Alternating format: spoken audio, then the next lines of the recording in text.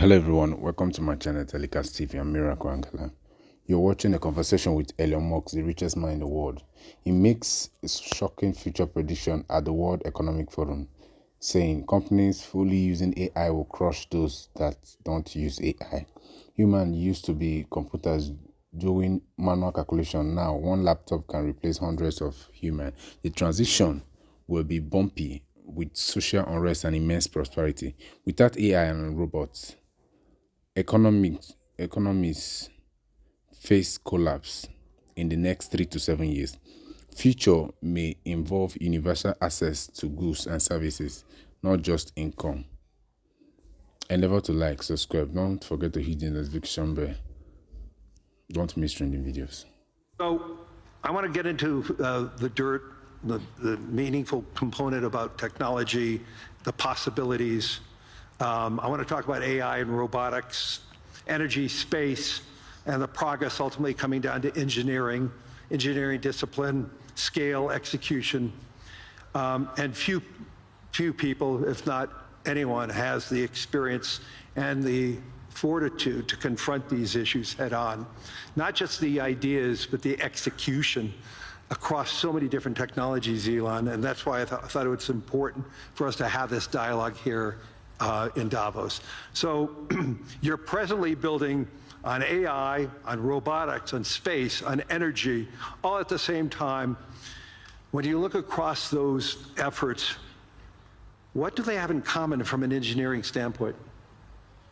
Well, they're all very difficult technology challenges, but the overall goal of my companies is to maximize the future of civilization, like basically maximize the probability that civilization has a great future, and to expand consciousness beyond Earth. So if you take SpaceX, for example, that SpaceX is about advancing rocket technology to the point where we can extend life and consciousness beyond Earth, to the moon, to Mars, eventually to other star systems. And I think we should always view consciousness, life as we know it, as precarious and delicate, because to the best of our knowledge, we don't know of life anywhere else. You know, I'm often asked, are there aliens among us? And I'll say that I am one, but... Or you're from the future. They don't believe me. Okay. But I think if anyone would know if there are aliens among us, it would be me. We have 9,000 satellites up there, and not once have we had to maneuver around an alien spaceship. So I'm like, I don't know. Bottom line is, I think we need to assume that life and consciousness is extremely rare, and it might only be us. And if that's the case, then we need to do everything possible to ensure that the light of consciousness is not extinguished, because we're effectively, the way I view it is, the image in my mind is of a tiny candle in a vast darkness, a tiny candle of consciousness that could easily go out. And that's why it's important to make life multiplanetary, such that if there is a natural disaster or a man-made disaster on Earth, that consciousness continues. That's the purpose of SpaceX. Tesla is obviously about sustainable technology, and also at this point we've sort of added to our mission sustainable abundance. So with robotics and AI, this is really the path to abundance for all.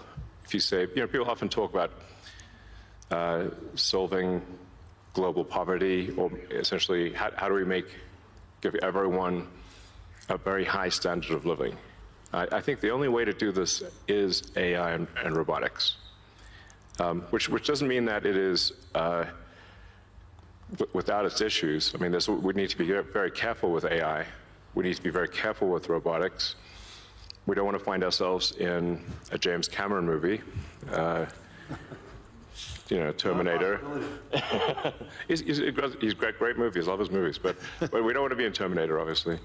But if you have ubiquitous AI that is essentially free or close to it, and ubiquitous robotics, then you will have an explosion in the global economy, an expansion in the global economy that is truly beyond all precedent.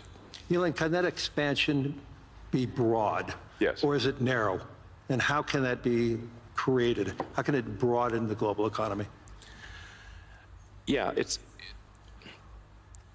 I mean, a way to think of it is that if you have a large number of humanoid robots, the economic output is the average productivity per robot times the number of robots. Right. And actually, my prediction is in the benign scenario of the future that the robots will actually make so many robots in AI that they will actually saturate all human needs. Meaning you won't be able to even think of something to ask the robot for at a certain point. Like there will be such an abundance of goods and services because my prediction is there'll be more robots than people. So. But how do you then have human purpose in that scenario? Yeah, I mean, nothing's perfect, but it is a necessary. Like you can't have both. You can't have work that has to be done and amazing abundance for all. Because if it's work that has to be done, then you and only some people can do it, then you can't have abundance for all. Then it's narrow. Yes, narrow. Yeah. Exactly.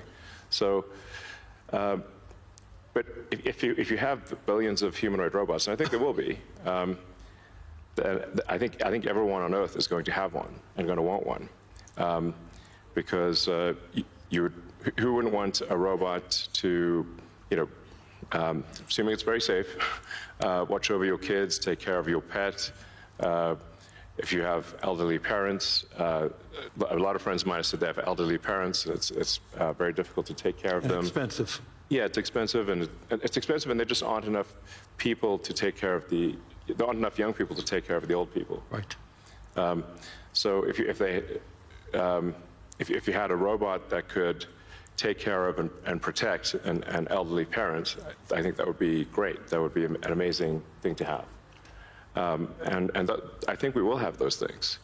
So, overall, I'm very optimistic about the future. I think we're headed for a future of amazing abundance, which is very cool. And definitely, we are in the most interesting time in history. I think there's a more interesting time in history. So.